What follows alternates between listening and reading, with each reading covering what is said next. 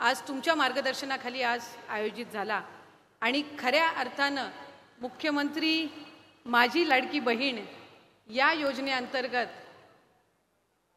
ज्यांना ज्यांना राज्याचे लाडके मुख्यमंत्री एकनाथजी शिंदे साहेब, दोन्ही उपमुख्यमंत्री फडणवीस साहेब आणि अजितदादा यांच्या पुढाकारातून रक्षाबंधनच्या पूर्वसंध्येलाच ओवाळणी मिळालेली आहे, त्या माझ्या सर्व माता भगिनींना आज आपण या ठिकाणी एकत्रितपणाने आमंत्रित केलंत आणि त्यांच्यासाठी खऱ्या अर्थानं हा सन्मानाचा सोहळा आयोजित केला।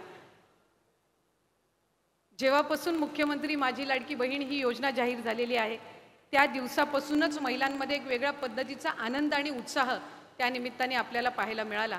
खरं तर मुख्यमंत्री महिला सशक्तीकरण अभियान हे अभियान ज्या वेळेला सन्मान्य मुख्यमंत्री महोदयांच्या मार्गदर्शनाखाली सुरू केलं तेव्हापासूनच त्या अभियानाअंतर्गत एक उद्दिष्ट साहेब आपण ठेवलं की 2 कोटीपेक्षा अधिक महिलांना आर्थिकरित्या सक्षम करण्याची भूमिका ही महायुतीच्या सरकारने घेतली आणि मग त्या अंतर्गत एसटी मध्ये प्रवास करत असताना 50% सवलत असेल, त्याचबरोबर उच्च शिक्षणामध्ये महिलांना मुलींना त्यांच्या उच्च शिक्षणाची जबाबदारी असेल, 3 मोफत गॅस सिलेंडर असतील, या सर्व महत्त्वाकांक्षी योजना साहेब आपल्या नेतृत्वाखाली आल्या।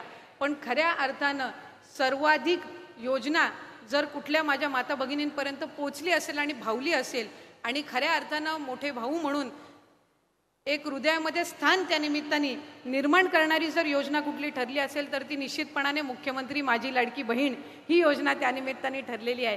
आणि आज रत्नागिरी जिल्ह्यामध्ये सुद्धा 2,60,000 पेक्षा अधिक लाभार्थी हे आपण या योजनेअंतर्गत नोंदवू शकलेलो आहोत आणि साधारणपणे प्राप्त झालेल्या अर्जांपैकी 90% पेक्षा जास्त सक्सेस रेशो या जिल्ह्यांनी सुद्धा आपल्यासमोर ठेवलेला आहे आणि 14 तारखेपासूनच साहेब यांना आपण लाभ वितरित करायचं आपल्या सूचनेनुसार ठरवलं आणि मला आनंदाने या ठिकाणी सांगावंसं वाटतंय की आज इथं उपस्थित असणाऱ्या 99.99% महिलांच्या खात्यामध्ये डीबीटी त्या ठिकाणी झालेला आहे। 1% जर एखाद्याचा आधार कार्ड लिंक झालं नसेल किंवा सीडेड नसेल तरच ते चुकून राहिलेलं आहे। पण साधारणपणे साहेब आपल्या मार्गदर्शनाखाली अधिकाधिक माझ्या माता भगिनींना लाभ देण्याचा त्या निमित्ताने आपण प्रयत्न केला।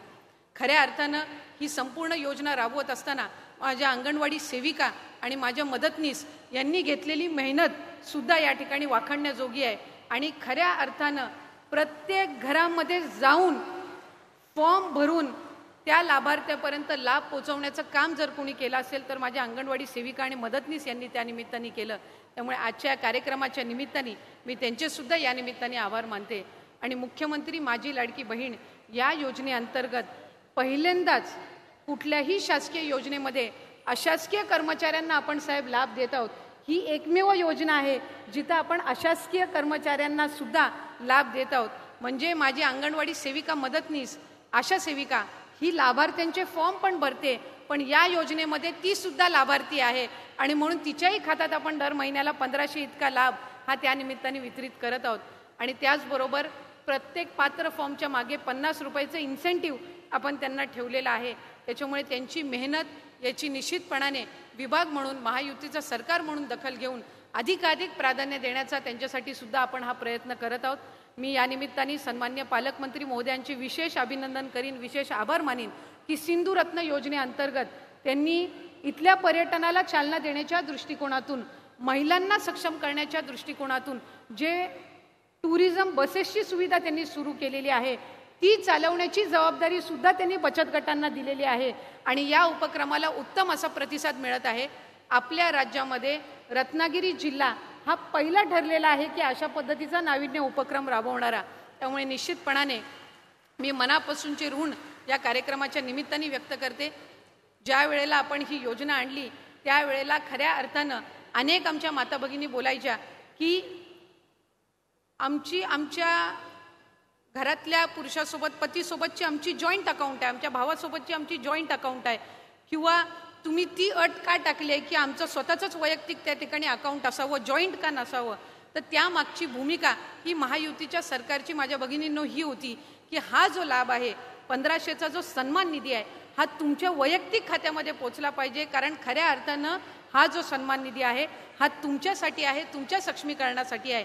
जॉईंट अकाउंटमध्ये तुम्हाला सकाळी डीबीटी आल्याचा मेसेज तर येईल पण संध्याकाळी तुम्ही विड्रॉ करायला जाईपर्यंत तुमच्या जॉईंट अकाउंटमध्ये तो 1500चा निधी राहिला असेल का विड्रॉ झाला असेल याची खात्री ही निश्चितपणाने या ठिकाणी आपल्याला नसल्यामुळे त्याच्या मागची भूमिका ही होती की जॉईंट अकाउंटपेक्षा ज्या वेळेला तुमचं वैयक्तिक अकाउंट असेल त्यावेळेला तुमच्या मोबाईल नंबरवर ज्या वेळेला डीबीटीचा मेसेज येईल तो एक आनंद असेल. आणि खऱ्या अर्थानं या योजनेमागची जी भूमिका आहे की तुम्हाला सक्षम करण्याची ती त्या ठिकाणी आपण निश्चितपणाने या माध्यमातून पार पाडत आहोत.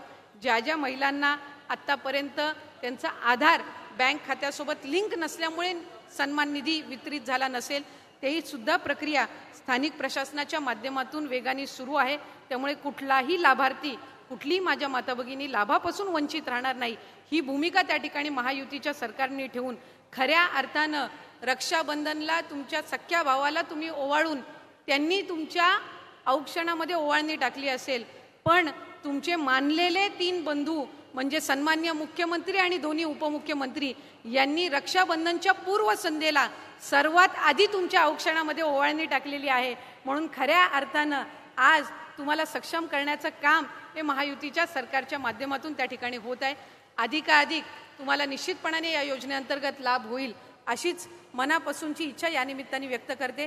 आज या भव्य दिव्य सोहळ्याच्या निमित्ताने आम्हाला सगळ्यांनाच या ठिकाणी आपण आमंत्रित केलं. मला या निमित्ताने संवाद साधण्याची संधी दिलीत. मी सन्मान्य पालकमंत्री महोदय, जिल्हाधिकारी, सर्व जिल्हा प्रशासनाचे या निमित्ताने आवर्जून आभार मानून आपल्या सर्वांच्याच निरोगी आयुष्यासाठी प्रार्थना करते आणि थांबते. धन्यवाद. जय हिंद, जय महाराष्ट्र.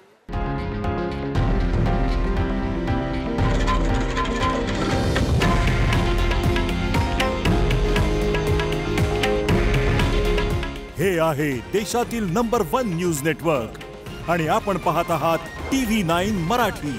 काळजी तुमची, हित महाराष्ट्राचं.